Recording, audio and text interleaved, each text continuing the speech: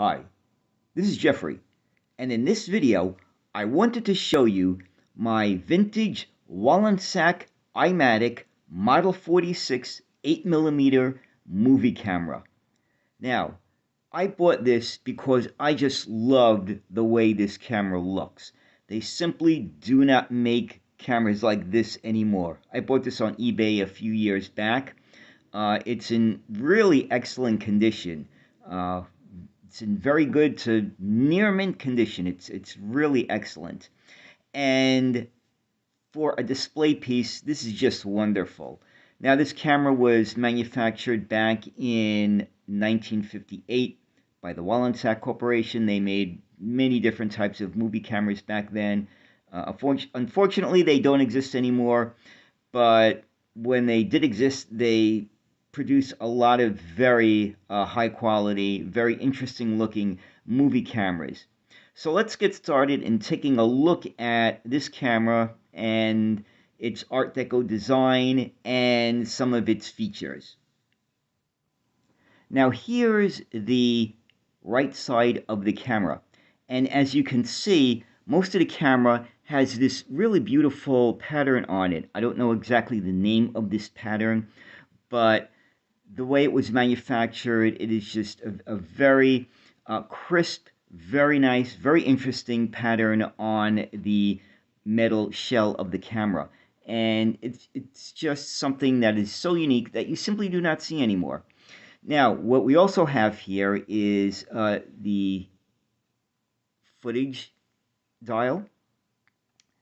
You have the crank over here that you crank it up so that you can actually use it to take film footage. You have the indoor and outdoor dial here. And you have this button here, which you pull back. And as you can hear, it is now taking some film footage. So that's a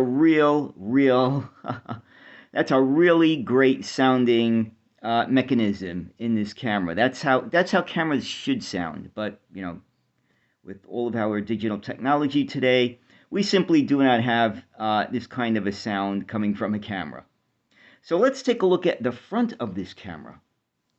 So here we have the front of the Eye-Matic movie camera, and the main feature is the turret lens. This camera has actually three lenses on it, a 9mm, a 13mm, and a 32.5mm. So you could use it in various settings or under various photographic conditions.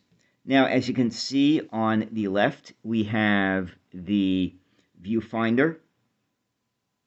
And on the right, I believe this is a light meter. And it's a pretty good sized light meter. And as you can see, the pattern goes around to the front here, this nice molded pattern.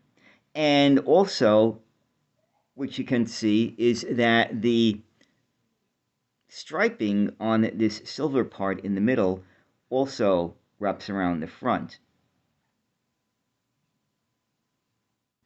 So the left side of the camera is a little bit more simple looking. You can see it has the pattern on it that continues around, and it takes up most of the left side of the camera. And as you can see, it has two tones of silver, a light silver on the top and a darker silver below. And you also have the open and closed button that you can use to open this camera and see what's inside. So, you know what? Let's take a look at that. Let's do that right now. Let's open the camera and see what's in there. Wow, look at that. Because you know what that is? That's a reel of film in there. There's 8mm film in there. Now, I wonder if I can still get this developed. I'm going to see if I could try and find a place and see what they charge to get this film developed. Maybe there's something on this film, maybe there isn't, but I think it would be interesting to see what is on this roll of 8mm film, if anything.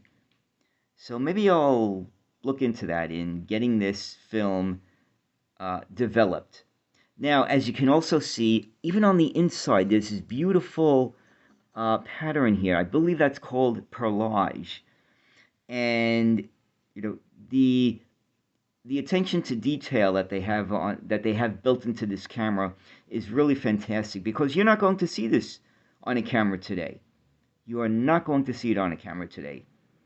So that's something that I think is really unusual. They probably didn't even have to do it, but they did it because they wanted every aspect, every visual aspect of this camera to look nice. Even a compartment that's going to be closed, that you will only open up, when you need to take film out or put film in, they still wanted to make it look classy, which is really great. So that's something that it's a lost art today. They just don't do things like that these days. So let's take a final look at the back of this camera. Okay, so here's the back. As you can see, that nice pattern follows through on the entire back of the camera. And let me tell you something. This camera is pretty heavy. And I don't know how people actually carried around these cameras back then in the 1950s and early 1960s. But this camera has heft to it. It has a lot of weight to it. So it must have been not such a easy camera to carry around, but I guess people did it back then. So as you can also see, there's the hinge for the door, and you have the viewfinder on top, and you also have the strap, and you have down here the crank that you can pull out and crank up the camera. So I hope you enjoyed this look at my Wollensak Eye-Matic Model 46 vintage movie camera from 1958. And wow, look at that. That's really nice, the striping detail. So, as always, thank you for watching, and have a great day. Bye.